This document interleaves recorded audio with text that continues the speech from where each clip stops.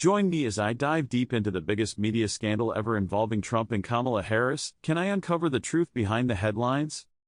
In a media landscape that's already prone to sensationalism and bias, we've just witnessed a scandal that takes the cake, and it involves two of the most prominent figures in American politics, Donald Trump and Kamala Harris. What exactly happened, and how did it get to this point? One of the most significant issues plaguing our media landscape today is bias. Whether it's liberal or conservative, it's undeniable that the way media outlets report on news stories can greatly influence public perception.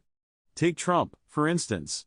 Love him or hate him, it's hard to deny that the media has been relentless in its criticism of him. From labeling him a racist to questioning his mental health, the media has left no stone unturned in its effort to discredit him. But is this really fair? Or is it just a product of the deep-seated bias that pervades our media? On the other hand, Kamala Harris, despite being a prominent figure in the Democratic Party, has also faced her fair share of criticism from the media. Her handling of certain issues has been called into question, and her policies have been scrutinized to the nth degree. But is this scrutiny fair, or is it just another example of the media playing favorites?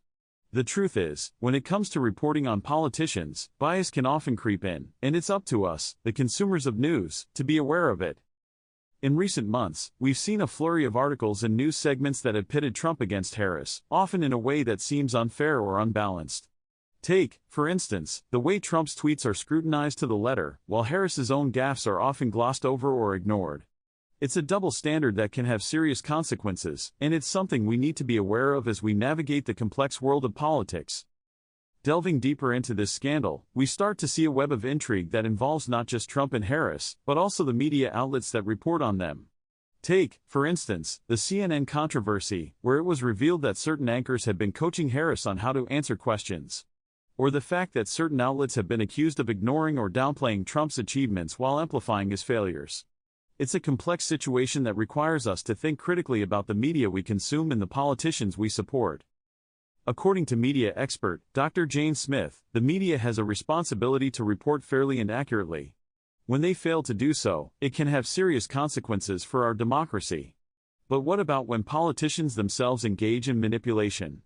Trump, for instance, has been accused of using Twitter to bypass the media and get his message out directly to his supporters. And Harris, too, has been criticized for her handling of certain issues. It's a complex dance between politicians and the media, and it's up to us to be aware of the nuances involved. One of the most significant moments in this scandal came when it was revealed that a prominent news anchor had been involved in a behind-the-scenes effort to discredit Trump. The fallout was immense, with many calling for the anchor's resignation. But what about Harris's own role in this scandal? Was she a pawn in the media's game, or did she have a more active role to play? The truth is, we may never know for certain, but what we do know is that this scandal has exposed the deep-seated flaws in our media system. As the controversy surrounding Trump and Harris continues to unfold, one thing is clear: the media has a significant role to play in shaping our perceptions of these politicians. But what about when the media itself becomes the story? When do we start to question the motives behind the headlines, and the way they're constructed to elicit a certain response from us? These are questions we need to be asking ourselves as we navigate this complex landscape. So, what have we learned from this scandal? We've learned that the media has immense power in shaping our perceptions of politicians, and that bias can creep in unexpected ways. We've learned that politicians themselves can engage in manipulation, and that the line between truth and falsehood can often be blurred. And we've learned that, ultimately, it's up to us to be aware of these dynamics and to think critically about the information we consume. If you want to dive deeper into the world of media influence on politics, be sure to check out my other video on the top 5 ways the media shapes our perceptions of politicians.